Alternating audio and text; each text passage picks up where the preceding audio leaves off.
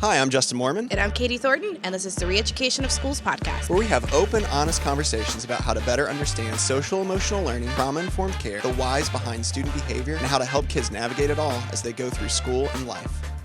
All right, welcome to our next episode. My love is your love, relational currency. Actually, before we start, I'm going to surprise you. Oh, no. You ready for this? I don't know. If you've enjoyed listening to the podcast, we'd actually really appreciate if you gave us a 5-star review on whatever platform you listen on. I feel like by the time we get to the end, we never say this, so I'm going to start saying it at the beginning. Okay. So gear up, people, if you listen every time. All that does is it really helps other people find this content and helps us keep the conversation going. Yeah. So if you've enjoyed like what we've been doing and you think other people should listen to it, leave a 5-star review. So, you were going to say something. I'm going to say you're in charge of marketing now. I mean, that's a scary prospect. Josh that is a scary prospect. All right, so my love is your love, relational currency. I thought this was an interesting idea. I came across kind of relational currency talking to somebody a while back, and just thought it really correlated kind of well with what we do in classrooms. Yeah. Actually got spun off. We'll get to that later in a whole nother kind of analogy that I thought of. But yeah, that's what we're going to talk about today. So let's kind of kick it off. What is relational currency? All right, relational currency. So this is just like That's a hard one to say, wasn't it? Yeah. It requires building a deep and authentic relationship with someone who sees you as a person, who wants to back you because they've discovered something magnificent about you that they want the world to know. So really it's the relationship piece that we keep on talking about. It's the establishing that strong relationship practices where someone really has that authentic, genuine relationship with you. Yeah, sure. So you find this a lot if you look into it much, if you research it much. You find it a lot with like companies, right? Yes. People talk about it a lot with companies. Some of like the comments that come along is like, well, you're not going to just pay people more. Give them like monetary currency isn't enough sometimes. So you might have companies that pay you really well and people still leave. That's where you kind of come up with like, oh, well, the relational currency isn't there. It kind of has to be a both and. Yeah, I think outside of education, you would see this a lot with a doctor, right? You stick with a physician, or I have followed my doctor through practices that he's been in because the relationship currency is there. Yeah. Probably a lot of I can't say relational. I just don't go to doctors. So. But you see this probably with people that have accountants or lawyers, right? You stay loyal to somebody because of, or people that have client-based businesses. Essentially, if you're in sales, you bank on that to maintain and retain clients because people just want to work with you. Yeah. I thought a good comment from one of the things I was looking at was like, everyone must know that they matter to someone else, and that they, not just their output, would matter if they didn't show up the next day. I thought that was like a good that translates over into our school kind of realm too. So that not just the output, not just what you're doing matters, but that they as a person matter. And so that's kind of what it comes down to with relational currency, is that passing on that idea to people, right? Yeah, you'll see this a lot. If teacher's out one day and the teacher has great relationship practice in her classroom, the kids are like, oh, or like cheer when they come back, right? Because like the school happened those 2 days. We didn't miss the school, but it's the way the teacher did it, and it's who the teacher is that mattered. So when they're gone, there's definitely a void in that classroom environment. Yeah, and so even in the educational world, right, we've got like another, I thought, good quote was like, with performance currency, someone believes in your work. So like, oh, like this kid's a really good, they're really good student, like they get great grades. All of that, like, but with relational currency, it's like someone believes in you, not just what your output is. So again, like in our school realm, a lot of times we might end up with getting good grades, you get more accolades, whatever. You comply more, you get more freedom, to live your life. So it's different than that kind of transactional, I guess, in that way, currency. All right, I'm gonna immediately go off your script. Can I tell you like kind of my idea about relational credit? Yeah, hit me up. It's similar. Okay. So relational credit's similar to relational currency, which is also actually a thing. I was hoping as I was looking stuff up that nobody talked about relational credit, but it already is a thing. Yeah. So this is not completely new, but I like to believe that I came up with it. It's not copyrighted, so go ahead. It's not copyrighted. All right. So when I think about students, as I was thinking about this is why I got excited as I was originally reading this, is this idea, this kind of analogy of students working almost like a credit card, having a credit limit, right? So just like with credit cards, some kids have a higher limit than others. Like one kid might have a $500 limit, and another kid in the same class, same age, might have like a $15,000 credit limit Yeah. on their credit card, quote unquote. Right.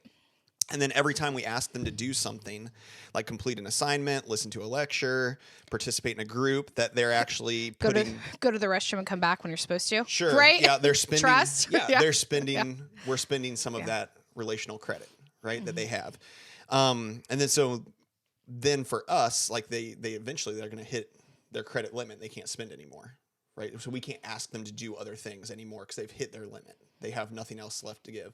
So that student that comes in with just a $500 limit, let's say, on their relational credit card, they're only able to do so many of the things we ask before somebody has to pay off the card, make a deposit, make a payment, whatever. And that's on us. Like that's our job, is to find out how to do that. So when like by making those relational kind of deposits or payments on their card, they have more of the max credit available throughout the day. So but that $500 kid is always going to have the $500 limit, and the $15,000 kid's always going to have the $15,000 limit. But if I max out those kids' cards at any point, they're going to end up not doing anything else, right? They just can't. They're shut down. Okay, so now how I pay off that is different for each kid. Depends on the kid, right? So like I'll use my own 2 kids as an example, like my own children. Like for one of them, if I overexert them, like with people and interaction, I wonder where this kid gets this from. We know who their parent is. Exactly. But if I overexert like one of our kids with, if my wife and I do that, like overexert, like too many things, they get kind of like peopled out, is what I like to refer to it as. And then I've maybe maxed out that kid's card, and I have to pay off their card by offering like time quiet, time on their own. They can go do something on their own. They can just meander around our backyard, playing in the mud, whatever thing they do to kind of recharge. But I have to offer that to them. I have to pay off some of their credit card usage, I guess, by letting them have that. Whereas the other one, if I max out their card, like with too many chores, can't wait till my wife listens to this and she'll be like, oh my gosh, this is really true. Or like unfun obligations, just like things that they might have to do. Then they're going to end up shutting down. We've maxed out their card. And so we have to kind of pay off that one's balance by offering something fun. Like, right, let's do this fun thing. Like you have this time to go do something that's just fun. Or like some kind of experience that they can look forward to. And that ends up helping them have more to be able to, okay, like, well, now I can ask more of them again. So what's hard in a classroom, right, is that we have all different types of kids with all kinds of different types of these relational credit cards. It's kind of how I think about it.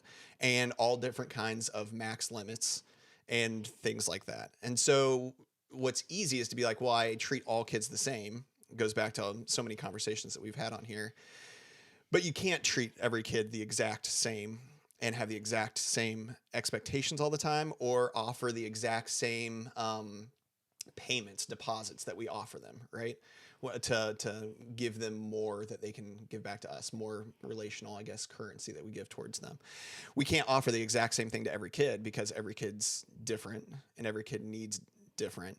But again, like we can't just push them harder and expect that they're going to give us something back. So that's where like the relational side is so important, because some of our kids come in, even the $15,000 kid, right?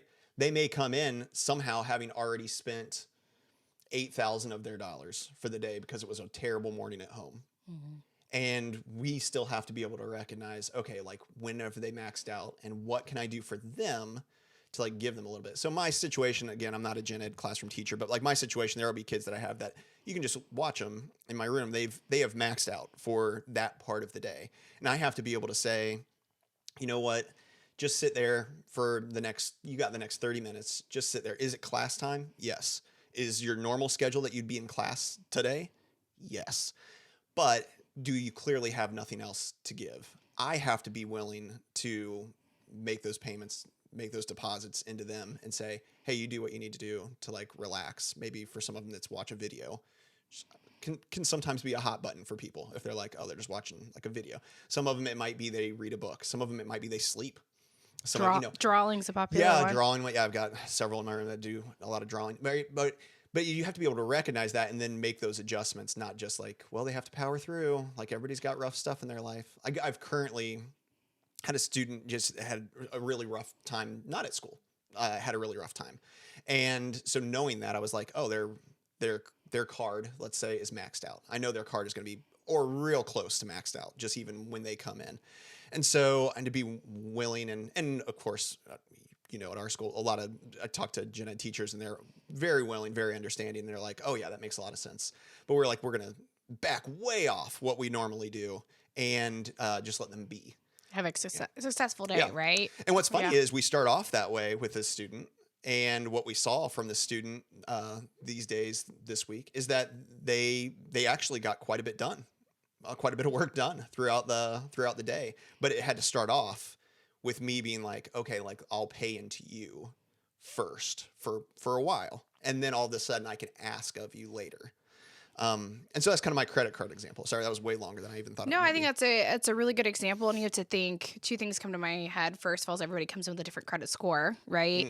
That some kids are set up when they're just have fed into or have systems set in place with, have really great credit because they have good, consistent, steady home lives. So their credit availability and balance can be higher. Yeah. There's some kids that didn't have the opportunity to establish any credit, that they're just barely making it through and aren't afforded the same opportunities. Yeah. So you have to keep that in mind. I think what you said was really important about giving them some time to build back into that credit, because I think this is where we see 100% where restraint and seclusion goes way up. We force compliance on kids. We don't give them the space or the breaks. And then all of a sudden you're wondering why a kid's popping off.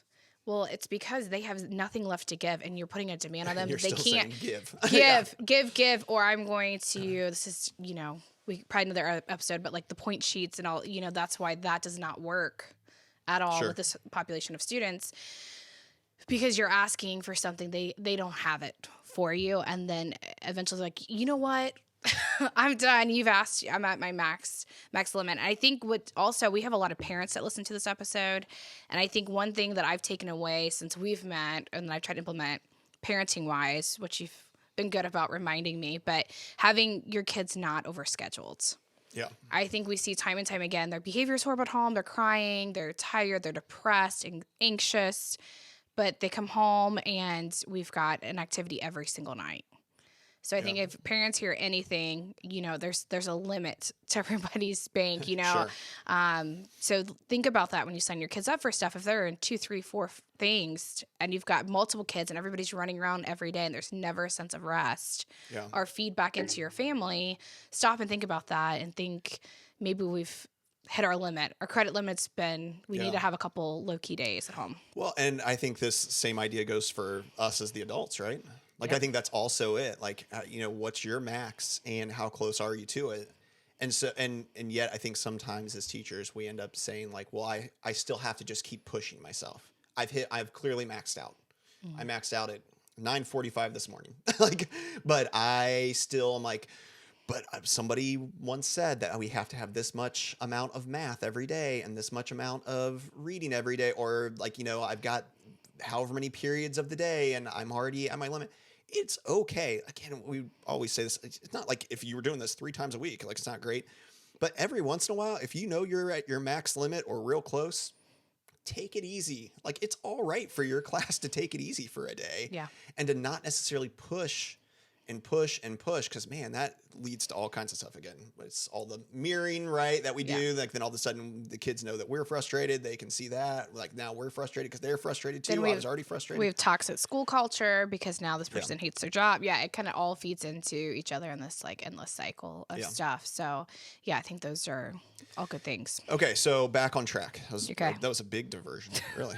So as an educator, what are ways that we can establish relational currency or kind of build relational credit with students, colleagues, and families? Yeah, I think we were, our episode 5, Banks to My River, that's all about relationships. I think you're probably going to mirror a lot of things that I'm going to say right now, but the touch points, which is the 12 to 13 micro interactions, right? Those small, steady, consistency, predictability, stability are all key factors in establishing relationships. Finding positives, I think sometimes we get in these toxic, negative cycles with kids where it's just like we're harping on every little thing. We got to give kids some win and set up scenarios so they do have a positive, successful day, because it's real easy to get into the cycle where I don't like you, you don't like me, and I'm just telling you everything you're doing wrong all day long and I can't win. neither one of us are winning today. So set up a scenario where you can win with them, Yeah. that we can, not that there isn't boundaries or behaviors, you know, you got to figure out the hill you're going to die on and see how we can kind of set up and coach them through a successful day. Having fun, but I think the most important thing is really having those boundaries are key. I think key features in those solid relationships. I think listening to understand and not listening to fix. I'm super guilty of this, especially I think in my role as an administrator. Instead of just somebody telling me like their day was rough, I want to be like, okay, so we can do this, this. And now I'm going to give you Sure. things to go do, and that was not the intent. They just want to be heard. Trying to be more mindful of that. I think being there through the hard times, so that essentially what we're doing is building that resiliency. So you're the person. So if you're willing to ride out the hard times, so when you need to bank in time for them, they're willing to do it for you because you've put the time in with them during their not so great times. Yeah. Yeah, I think those are good. I mean, I think empathy is always a big one for that, having an empathetic kind of approach.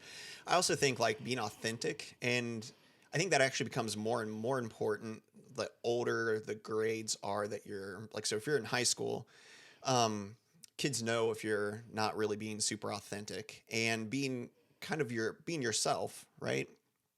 I think sometimes you can fall into the trap of wanting to be like real relevant, cool. Like you can really relate to them, but what kids are really looking for is That somebody who's comes authentic. naturally to me, just so you know. It does. I'm sure it does. Let's throw you in high school and see how much you even understand what they've said. Yeah.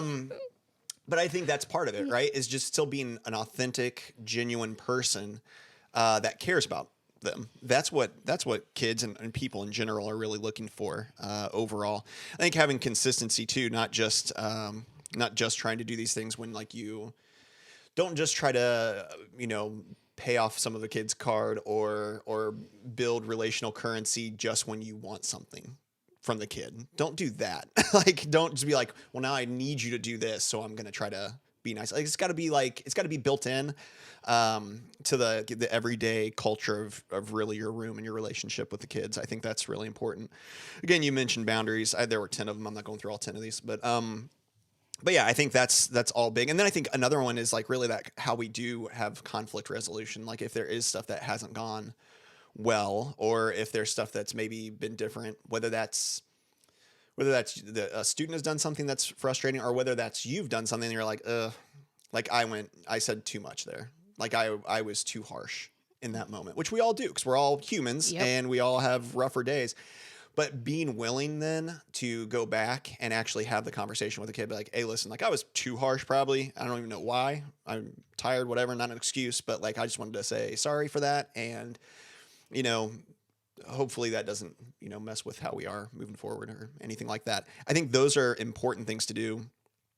Even at like a younger age, for like younger age students, I actually think it's maybe even more important for younger age students so they can have that modeled and they can kind of learn how that works. Yeah, I was going to also say having the open dialogue where kids feel comfortable to come talk to you about things, where you're not shutting them down or just validating or saying get over it, those kind of things. When you're willing to listen and have that approachable thing.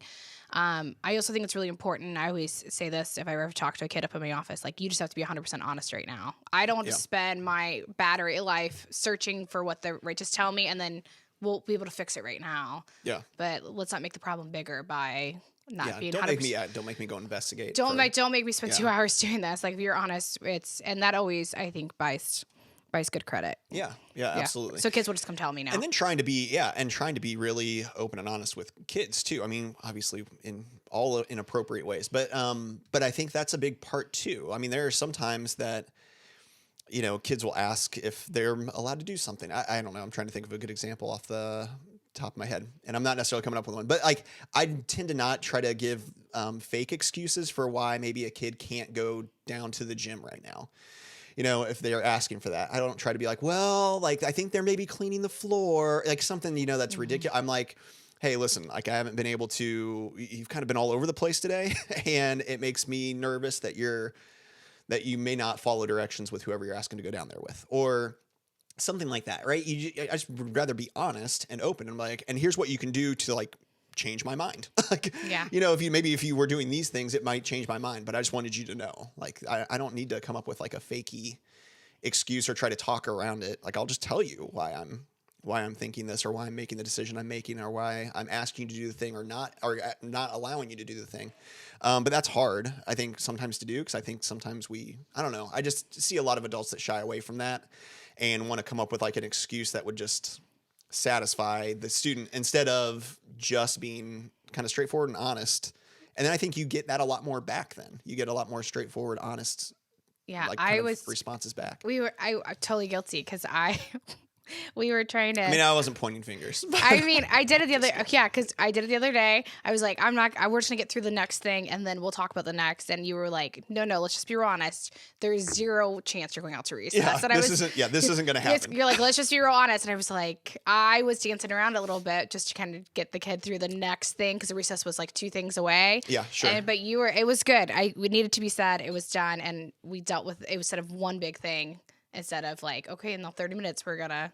Have another thing because they thought something else was going to happen. Yeah, exactly. Yeah, but it's hard because you're like, oh, what's the response going to be potentially, or whatever else. But I think that's well received ultimately. Kids then at any age level then believe that what you say is accurate or is as true as you're not trying to trick them. Yeah. Yep. All right. So if you put in the time on the front end, how's this idea of relational currency used as a behavior intervention, kind of? I think this is why the first 9 weeks of school, this is the most important thing you're going to do because this has its weight in gold. Kids ultimately won't learn or want to be around people they don't like.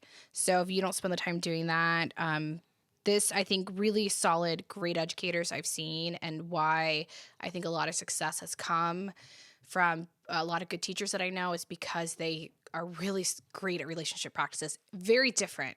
I can think about 10 people on our staff and how different they are on how they build and establish relationships, and even like their energy levels are so different, but it holds weight with kids. And the core components are all there though. Like the boundaries, the honesty, the time, willing to see them through those hard times. But when you're able to do that, then the kid knows you believe in them. So you're able to coach them through a problem, listen to them and understand their needs. You put the time in, it will pay off for you 100 times over again. Yeah. All the time. Yeah, I think that's super important. And again, I think a good point to reiterate that you said there is like that idea that it doesn't have to look the same. Sometimes we get that. I mean, and sometimes you might say like, oh, you should do it. You know, you can hear people sometimes like, oh, like this is how so-and-so does it. You should try to do it that way. And I'm like, no, but don't try. Yeah. It's so hard to do. It's so hard to make yourself be like somebody else because it's not natural. It's not who you are, you know, but you can find those same core components. That's the key that we've talked about. I don't know. I'm sure there's plenty of episodes we've talked about like for building good relationships. Right. But there's those key things and then be who you are while implementing those key ideas, right? The boundaries, the consistency, the empathy, all of that, but do it as you. Don't do it as trying to pretend like you're somebody else. If I tried to bring the energy that you have, I would be shot every day by 8:45, right? Like there would be nothing. And if you tried to be as low key as me, I think you may just go to sleep every day. Stir crazy. Yeah. I'd be stir crazy. crazy. Like this is the worst. Like why aren't we doing more things? There should be more color in this world. Yeah. Which is not where I live. Actually, it's kind of like Trolls or whatever. This is gonna be like a weird aside. You know, in the movie Trolls, you've got the one guy that's like kind of gray. So you're branching on Poppy? Is that what like you're saying? I'm more of like Branch. Is that his name? I couldn't remember. Solid analogy. Yeah, I mean, but Branch does save the day, so there is that. Right. But yeah, it's you couldn't try to be the other, right? If you try to be the other, it's just not going to work. All right, so when there is damage in a relationship, how do you repair it to reestablish the valued currency? I think this is almost like we've done whole episodes on how to reestablish. But I think this is the really, really hard part. We see it all the time. Sometimes, and guilty of as an educator and an administrator myself, this takes a lot of soul searching to be able to sometimes repair things when you're over it, you're done, that you not sure if you really even want to repair with the colleague or the child. Those things are really hard. And it's sometimes we have to move on. I think for the kids' sake, we've had to do that where we just had to call it. Like we weren't able to repair and we couldn't like keep the cycle going for the rest of the year. So we've had to make adjustments sometimes for kids' schedules or class placements or teams that people work on or whatever. with lots of good efforts, you got to have a little effort from both people, right, to do Sure. it. So sometimes just know it's not always your fault. Sometimes there's not effort on the other end either. But I think this is something we have to try. The tone has to be there that the people want to put effort into it, and that when we can have real honest conversations about what's going on and we're able from everyone that's involved, I think that's the key piece, and that the voices are heard, and there has, again, you have to put effort in from both people. Just like any relationship that, it's important to get a facilitator sometimes involved, or a third party to help listen, facilitate, kind of give some guidance on how to make that repair. Essentially, this is what restorative practices is about. It's that repairing of the relationships, and it's really trying to maintain trust and regulation on both parts. Yeah. Yeah, I think doing that front end work before you're in one of these moments of being trained, I guess you could do training. I know we've got an episode coming up where we'll talk about some of that probably, but where you either do training or do some work to where you know how to have some of those restorative conversations ahead of time, so that you're not just trying to make it up in the moment is good. So there's a lot of like front end work, like preemptive, I guess, kind of work that you could do to put yourself in a good spot to where if you are in a position where you have to try to repair a relationship, you know what to do. Instead of just waiting until you're in that moment and then being like, well, now I got to figure it out. And I'm all dysregulated myself, And then I think time is a super important one too. You don't have to rush through things just to get them done. Right? Yeah, I think one thing that I've made a big shift on is thinking that things have to be repaired that day. Yeah, sure. Or that I need to call a parent back that day. Now, there is a respectable time for everything, right? We can't let days and weeks. Later, yeah. Like within, there's a good 24-hour rule for a reason. Because usually someone's dysregulated. When two people are regulated and ready to have the conversation, that's when it needs to happen. Yeah, sure. I think that's really mindful to do that, because you're not going to be successful if someone's dysregulated. They're not going to hear it. Yeah. So be aware of like the timing of it, I think. And then also be aware of how much time you're willing to spend. Like, if you're trying to repair a relationship with a kid or an adult, doesn't matter, with anybody, and it's clear that you're just trying to get through it just to have it be done, it's actually super offensive to the other person and comes across, kind of to the point earlier, as completely disingenuous. Like you're not, I'm second guessing if that's a word for a second. That's a word, right? Yeah. Oh, you gave me a look. So, disingenuous. Genuous. Thank you, Josh. Yeah, we'll look it up. We'll see. We'll see who's right after we stop recording. But I'm almost sure it's not me though. but yeah. So I think that you're gonna know that though. Like if you're just trying to rush through it, right? And that's not what you want. You don't want to make it seem like it's not that important. It's just a task to check off. I think if anybody hears one thing, stop making kids fake apologize. Yeah. That is honestly so damaging. Stop making them say, "Well, go tell them you're sorry." Stop telling them to do that. Yeah, just to have it be done. Because that's not really. And we have a good document. Maybe we can share it out when this airs. But it's how to accept and receive an apology, and like components that actually go into authentic apologizing. And we've kind of tried to talk through our teachers and kids on what an actual apology means. Yeah. And what does it look like? Different talk for a different day, but like actually I think it's even harder. I think kids don't know how to accept an apology, and people, not even just kids. I think people don't know how to accept an apology way more than people don't even know how to give one, because I think you almost get so stuck. Like so many kids are just like, it's okay. Or no, it's fine. And you're like, well, it wasn't fine. Otherwise they wouldn't be tell them apologizing for it. actually, I appreciate your apology, but please don't ever do that again. Yeah, or like, I really appreciate that you apologize. Like, you know what? Actually, it didn't. I had one staff member when I went to apologize to him for something, and they're like, oh, I didn't even register that you did that. But thank you for coming and apologizing if it bothered you. Like that's fine too. Like but just to say like, it's fine, it really invites like, oh, you actually didn't do anything wrong. Yeah. And like, that's not the case really. All right. Well, what really went kind of fast to me. I don't know. Maybe it didn't to you. Maybe you're like, thank God this one's over. What do you want people to walk away knowing? I would say relational currency is the heart of trauma-informed care. This is when people say, we talk about people over programs. This is what we're talking about. Yeah, sure. You can't buy relational currency. It's not something you can go purchase from somebody. This is the actual human part of this work, and this is how trauma-informed care is centered around this whole idea and concept. So to me, I was really thinking about this. This is the key foundation of how all this work kind of aligns and goes together. If we invest in our people by training them, listening to them and validating them, this is the hard work because it's the artwork or the craft of teaching. Yeah. So this isn't the science piece that we can just be like, here's the curriculum or any of those kind of things. We can lean on the science, but the actionable part is the art of teaching. And this is essentially the art of teaching. And give yourself permission to allow the time to make this matter. Kids can't learn if we don't. And if you never make progress, or if you want kids to make progress, you have to start prioritizing this work. Yeah. Make the time because it's going to be a long school year if you don't. Yeah. Yeah. You can't go, we a lot of times want it to be part of the science of teaching too, right? Like we want it to be able to just, well, if we purchase this program, then that'll all work. But there's still the human aspect of relationship, right? That has to be there. I think that's a good point. I think for me, it's just that some kids are going to come to you carrying a balance for their day already, and they may not have as much to offer as they even normally do. Even like your top student that you're like, that girl's fine all the time. Like she's great. Would take 20, 25 of her, but she may be coming in with who knows what for that day. So every kid is going to come in on any given day carrying a kind of balance.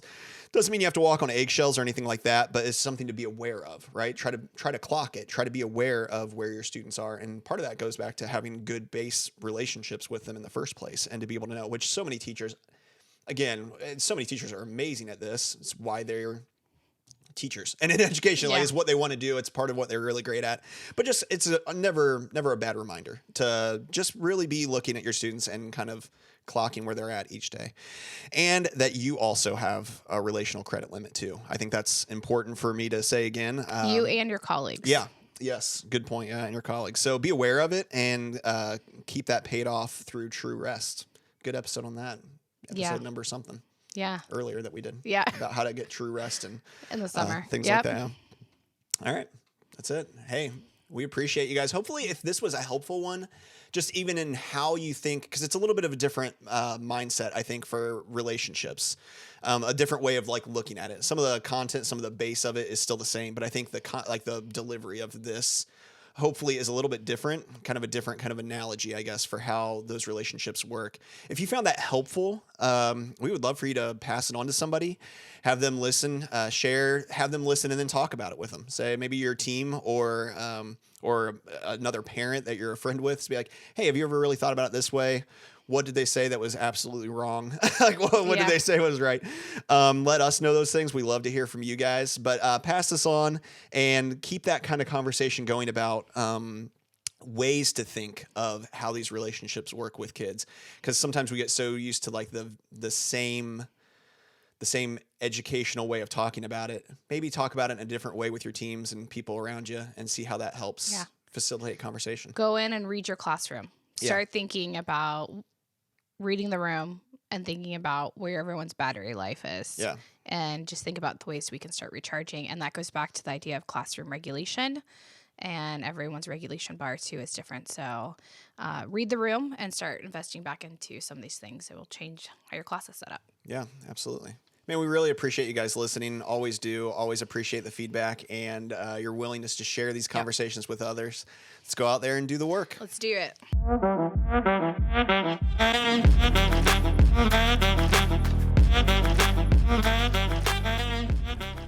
Hey, everybody. Let's keep the conversation going. Like and subscribe below and keep the comments rolling.